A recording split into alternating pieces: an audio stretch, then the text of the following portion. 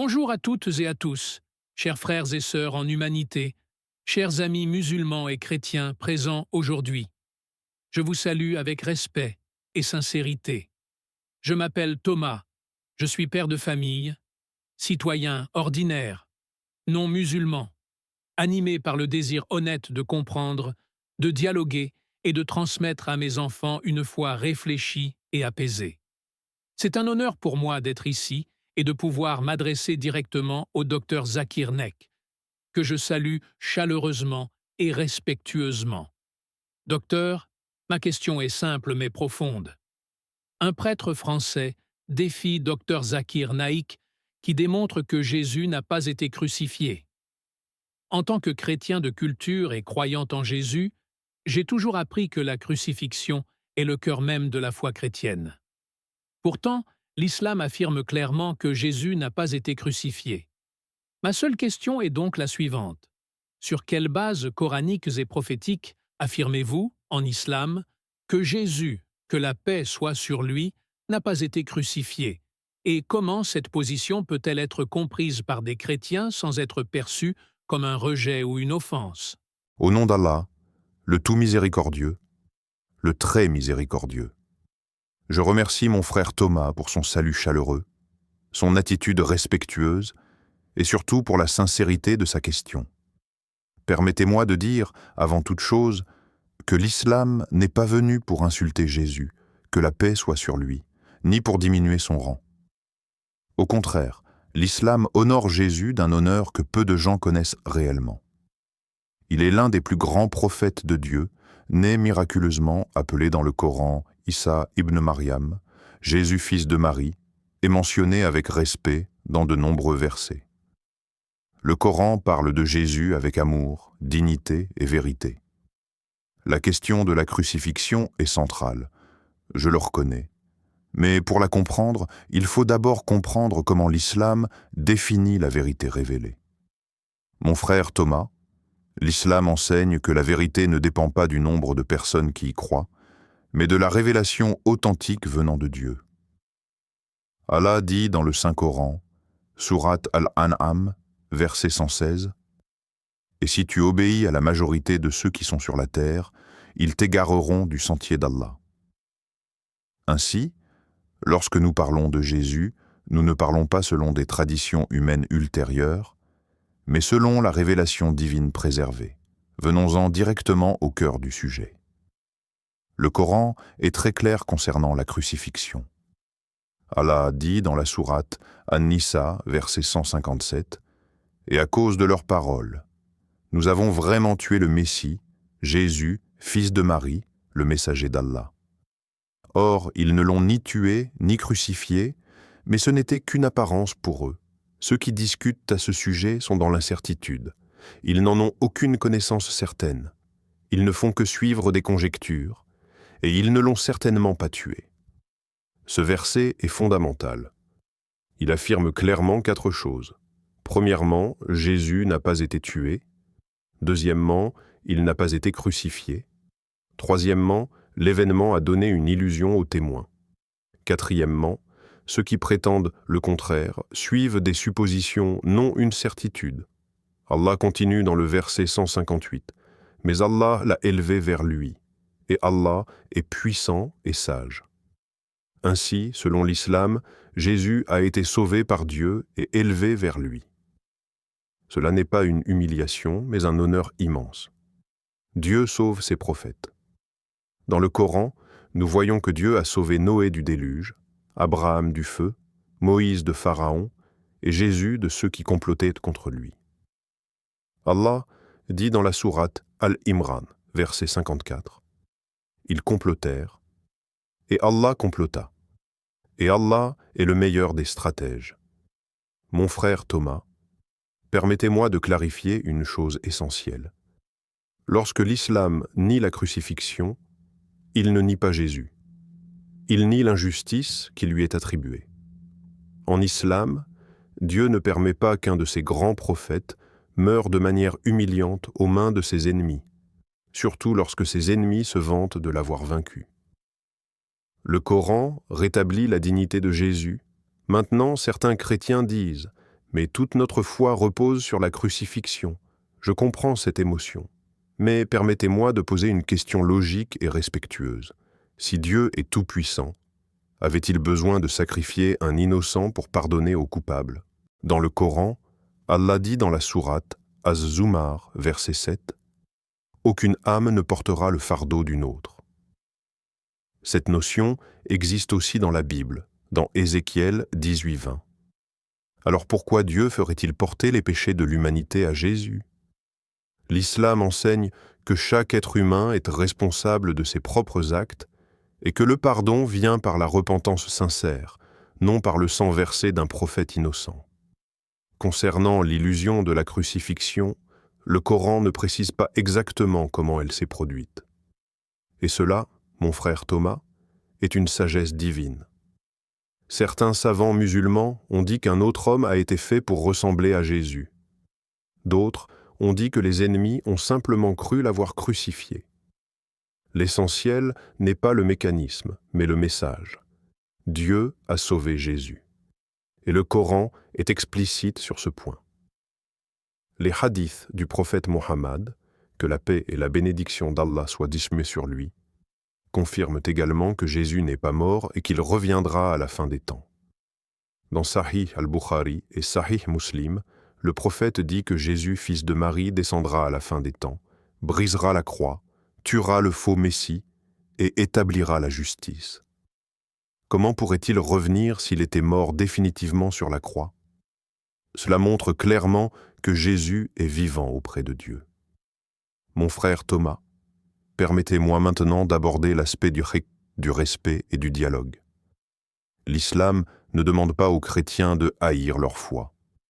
Il les invite à réfléchir.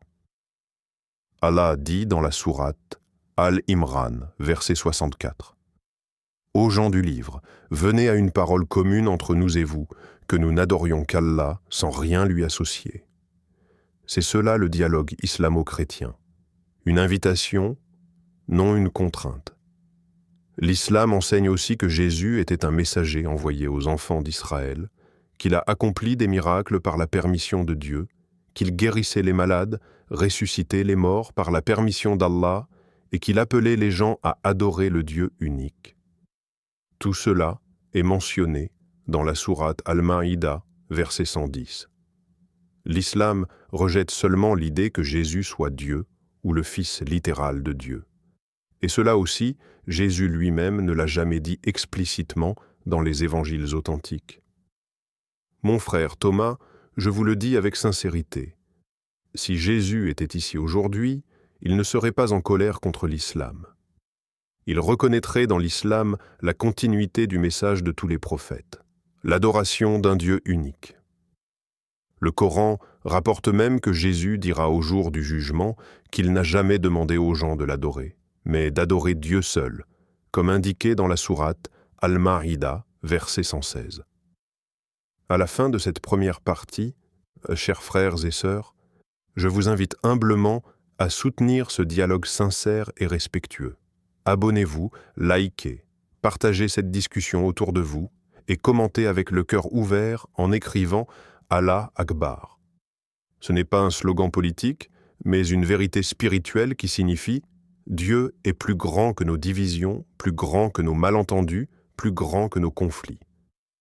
Je conclus en disant à mon frère Thomas et à tous les chrétiens présents, l'islam ne vous demande pas de renier Jésus. Il vous demande de l'aimer comme prophète, de l'honorer comme messager et de suivre le Dieu qu'il adorait lui-même. Que Dieu nous guide tous vers la vérité, avec sagesse, miséricorde et humilité. Permettez-moi maintenant d'approfondir ce point avec davantage de calme et de profondeur, car lorsque nous parlons de la crucifixion de Jésus, que la paix soit sur lui, nous touchons non seulement à une question historique, mais à une question théologique, morale et spirituelle. Beaucoup de chrétiens sincères me disent « Docteur Zakir, même si le Coran affirme que Jésus n'a pas été crucifié, l'histoire, les évangiles et la tradition de l'Église disent le contraire. » Je comprends cette réaction et je la respecte. Mais permettez-moi d'expliquer pourquoi, en islam, la révélation divine prime sur la tradition humaine même lorsque cette tradition est ancienne et largement acceptée. Le Coran n'est pas un livre écrit des décennies ou des siècles après les événements. Pour les musulmans, il est la parole directe d'Allah révélée au prophète Muhammad, paix et bénédiction sur lui, et parfaitement préservée. Lorsqu'Allah affirme quelque chose avec clarté, le croyant musulman ne peut pas la relativiser. Et sur la crucifixion, le Coran ne parle pas de doute, il parle de certitude. Il dit clairement « Ils ne l'ont ni tué ni crucifié ». Cette phrase est sans ambiguïté. Maintenant, certains disent « Mais les évangiles affirment que Jésus a été crucifié ». Ici, il faut faire une distinction importante entre ce que Jésus a réellement enseigné et ce qui a été rapporté plus tard par des auteurs anonymes. Aucun évangile n'a été écrit du vivant de Jésus. Le plus ancien, selon les chercheurs chrétiens eux-mêmes, a été rédigé plusieurs décennies après les événements. Et ces évangiles ne sont pas des témoignages directs de Jésus, mais des récits transmis, compilés, sélectionnés et parfois modifiés au fil du temps. Ce n'est pas une accusation émotionnelle, c'est un constat historique reconnu par de nombreux biblistes.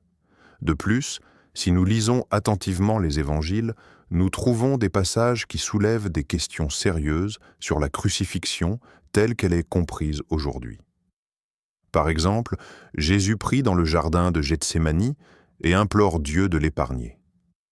Dans l'évangile selon Matthieu, il est rapporté qu'il dit « Mon Père, s'il est possible que cette coupe s'éloigne de moi. » Posez-vous la question honnêtement.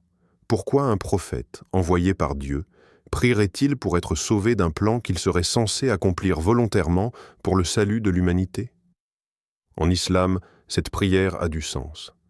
Jésus demandait à Dieu de le sauver et Dieu l'a exaucé. La Bible dit aussi que Jésus a été exaucé dans ses prières.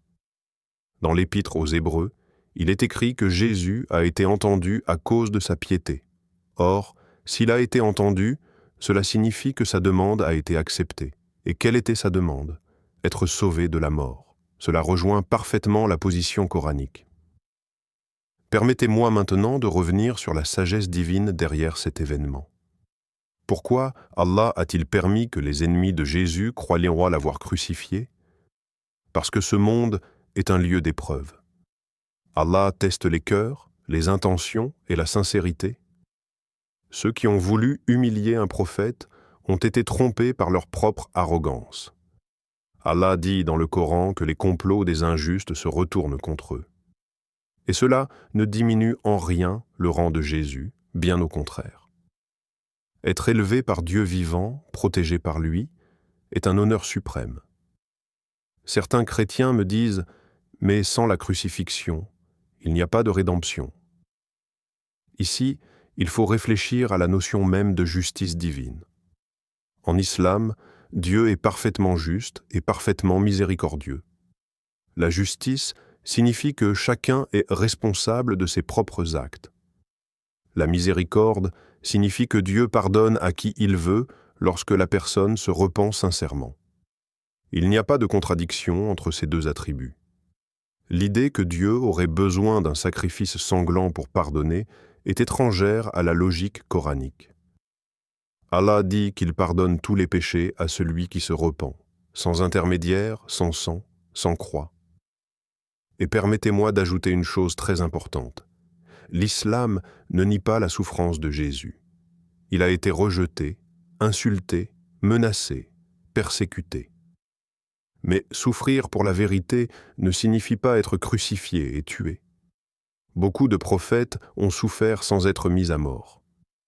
La dignité d'un prophète ne se mesure pas à la violence qu'il subit, mais à la fidélité de son message. Concernant le retour de Jésus à la fin des temps, ce point est fondamental. Le prophète Muhammad, paix sur lui, a parlé de Jésus à de nombreuses reprises. Il a dit que Jésus reviendra comme un signe de l'heure, qu'il rétablira la justice, qu'il corrigera les erreurs théologiques commises à son sujet et qu'il montrera clairement qu'il n'a jamais appelé à être adoré. Cela montre que la mission de Jésus n'est pas terminée. Elle a été interrompue par un complot humain, mais préservé par la volonté divine. Certains chrétiens peuvent se sentir déstabilisés par cette idée, et je le comprends humainement. Mais je leur dis avec douceur, l'islam ne vole pas Jésus aux chrétiens. Il le rend à l'humanité. Il le libère des constructions théologiques tardives et le replace dans la lignée noble des prophètes, Adam, Noé, Abraham, Moïse, Jésus et Muhammad. Que la paix soit sur eux tous. Le Coran invite les gens du livre à réfléchir, pas à se battre. Il ne force personne à croire. Il pose des questions, il appelle à la raison, à la conscience et à l'humilité. Allah dit « N'exagérez pas dans votre religion ». Cette exagération, selon l'islam, commence lorsqu'un prophète est élevé au rang de Dieu. Je veux aussi dire quelque chose de très humain à mes frères chrétiens présents ici. Croire que Jésus n'a pas été crucifié ne signifie pas rejeter votre amour pour lui. Cela signifie accepter que Dieu l'ait aimé encore plus que vous, au point de le sauver et de l'honorer. Un Dieu miséricordieux ne livre pas son messager fidèle à une mort infamante pour satisfaire une logique théologique. Il le protège, il l'élève, et il le fera revenir quand le monde aura de nouveau besoin de vérité. Enfin, permettez-moi de rappeler que le Coran appelle Jésus une parole de Dieu et un esprit venant de lui, non dans un sens divin, mais dans un sens honorifique. Il est né par un commandement divin, sans père, comme Adam a été créé sans père ni mère. Et pourtant, Adam n'est pas Dieu. La naissance miraculeuse n'implique pas la divinité. Tout cela montre que la position islamique sur la crucifixion n'est ni une provocation ni une négation agressive, mais une cohérence théologique complète, fondée sur la révélation, la raison et la justice divine. Et lorsque cette position est comprise sans préjugés, elle ouvre la porte à un dialogue profond, sincère et apaisé entre musulmans et chrétiens. Et c'est précisément dans cet esprit de dialogue sincère que je souhaite continuer à développer cette question, car trop souvent elle est abordée avec émotion, sans prendre le temps d'examiner les implications profondes de chaque position. Lorsque l'on dit que Jésus, paix sur lui, a été crucifié, on affirme implicitement que Dieu a perdu le contrôle d'une situation ou qu'il a volontairement livré son prophète à ses ennemis. En islam, aucune de ces deux idées n'est acceptable. Allah est Al-Qadir, le Tout-Puissant, Al-Hakim, l'infiniment sage. Rien ne lui échappe, rien ne le surprend et rien ne le contraint. Regardons maintenant la logique interne du message de Jésus lui-même. Jésus prêchait aux enfants d'Israël le retour à la loi, l'adoration du Dieu unique, la repentance, l'humilité et l'obéissance. Il ne prêchait pas sa propre mort comme un objectif spirituel. Il prêchait la vie, la réforme morale, la sincérité du cœur. Lorsque les foules voulaient le suivre, il les appelait à prier Dieu, non à le glorifier lui-même. Cette continuité du message prophétique est essentielle en islam. Tous les prophètes ont appelé à la même chose, adorer Dieu seul. La crucifixion, telle qu'elle est comprise dans la théologie chrétienne, introduit une rupture radicale dans ce schéma. Soudain, le salut ne dépend plus de l'obéissance à Dieu, mais de la croyance en la mort d'un homme. Le Coran, au contraire, restaure la continuité. Il nous dit que Jésus a été envoyé comme messager, confirmé par des signes, rejeté par une partie de son peuple, soutenu par une autre, et finalement protégé par Dieu. Ce schéma existe déjà avec d'autres prophètes. Moïse a été rejeté, accusé, menacé. Abraham a été jeté dans le feu, mais Dieu intervient toujours au moment décisif. Pourquoi ferait-il une exception pour Jésus, l'un des plus grands messagers ? Certains affirment que la crucifixion était nécessaire pour accomplir les prophéties de l'Ancien Testament. Mais là encore, il faut être prudent. Beaucoup de ces soi-disant prophéties sont des interprétations rétrospectives, relues à la lumière de la crucifixion, et non des annonces claires et explicites. En islam, une prophétie authentique ne contredit jamais la justice divine. Or, l'idée qu'un innocent paie pour les coupables contredit directement ce principe. Allah dit dans le Coran que chaque âme goûtera à ce qu'elle a accompli. Personne ne portera le péché d'un autre. Cette règle est universelle, intemporelle. Elle s'applique à tous sans exception. Même les prophètes demandent pardon pour eux-mêmes. Aucun prophète n'a jamais dit « Je mourrai pour effacer vos péchés ».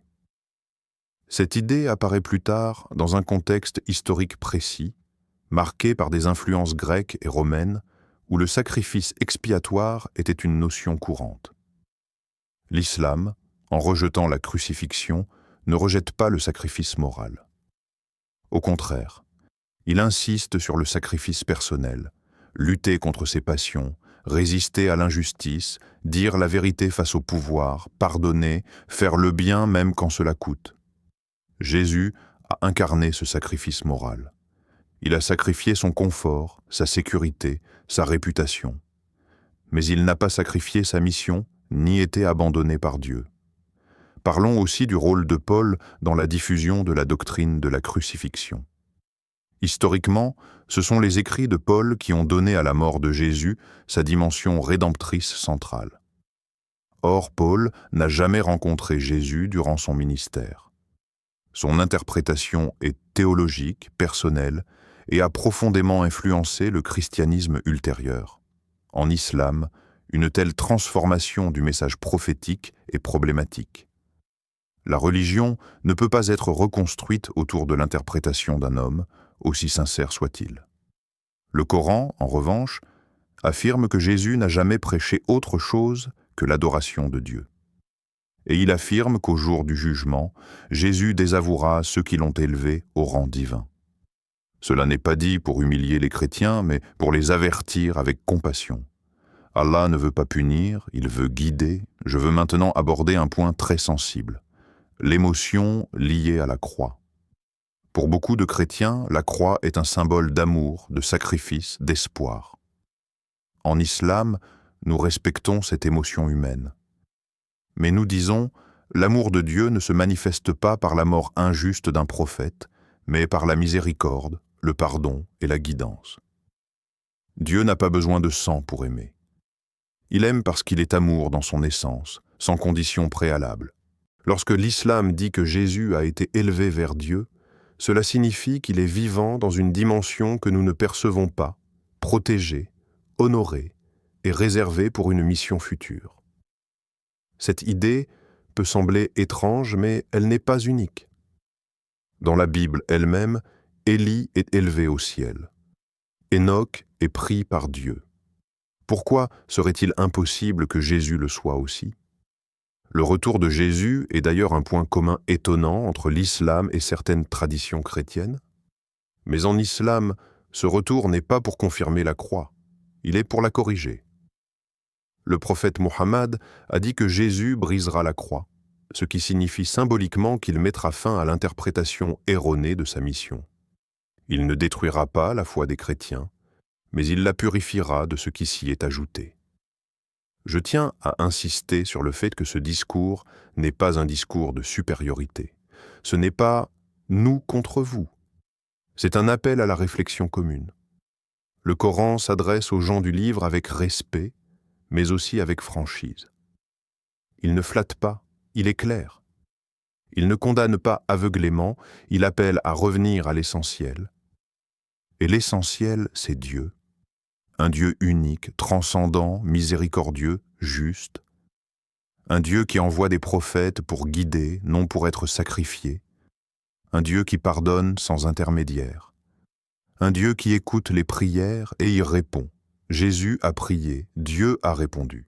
Voilà la position islamique, simple, cohérente et profondément respectueuse de Jésus.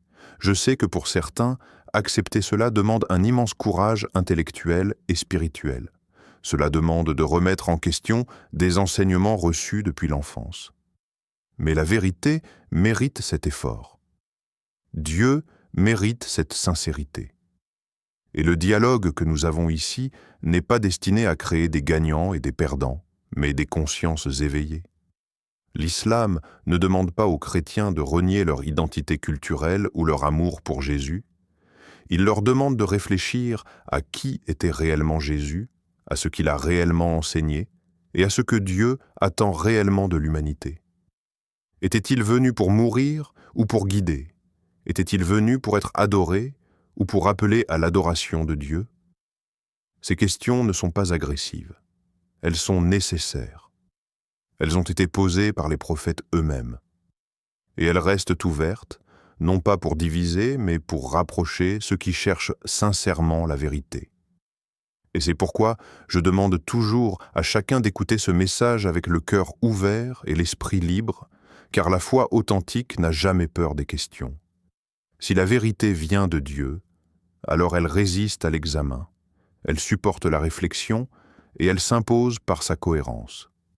Lorsque l'islam affirme que Jésus n'a pas été crucifié, il ne demande pas une acceptation aveugle, mais une réflexion profonde sur la nature de Dieu, sur la mission des prophètes et sur la responsabilité individuelle de l'être humain.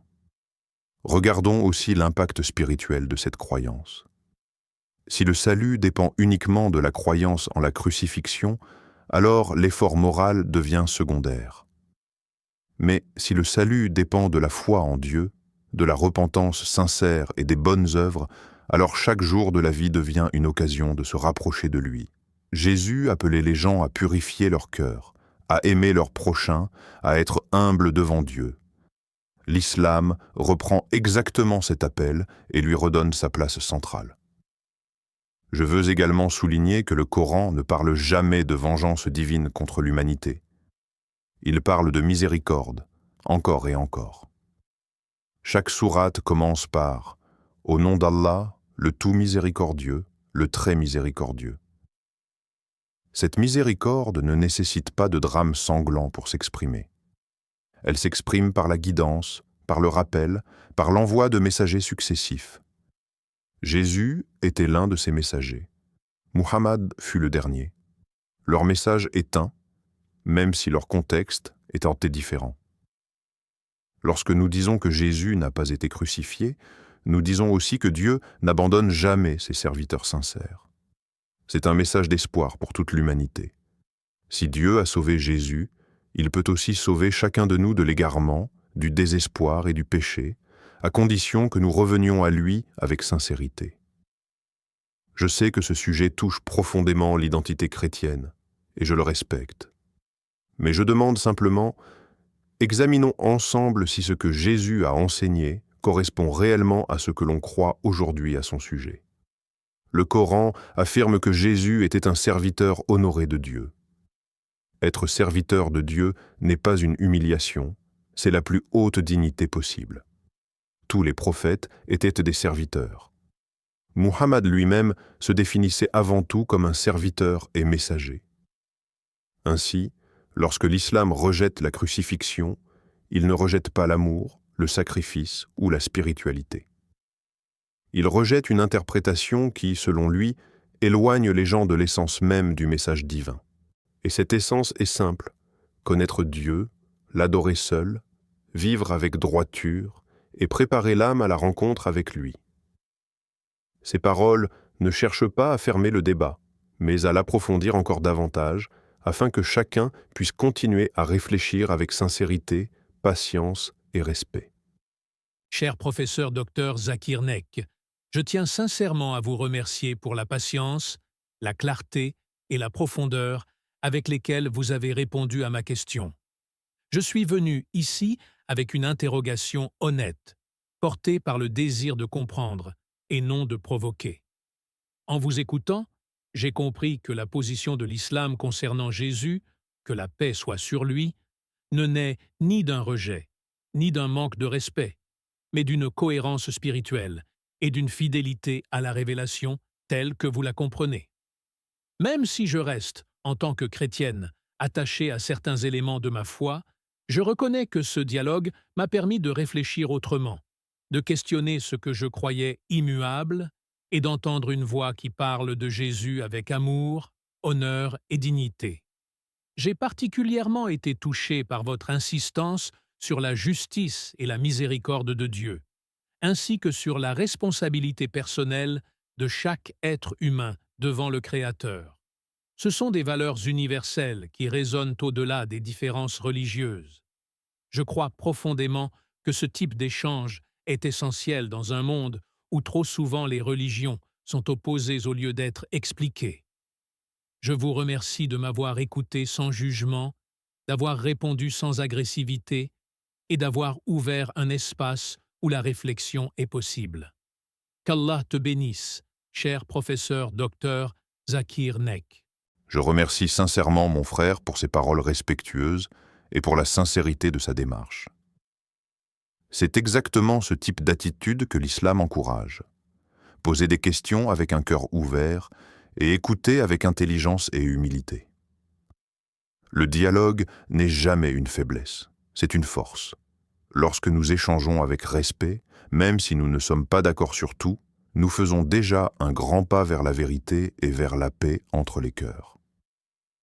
Je tiens à rappeler à tous ceux qui nous écoutent que l'objectif de ces discussions n'est pas de blesser, d'humilier ou de forcer qui que ce soit, mais d'éclairer, de partager et d'inviter à la réflexion.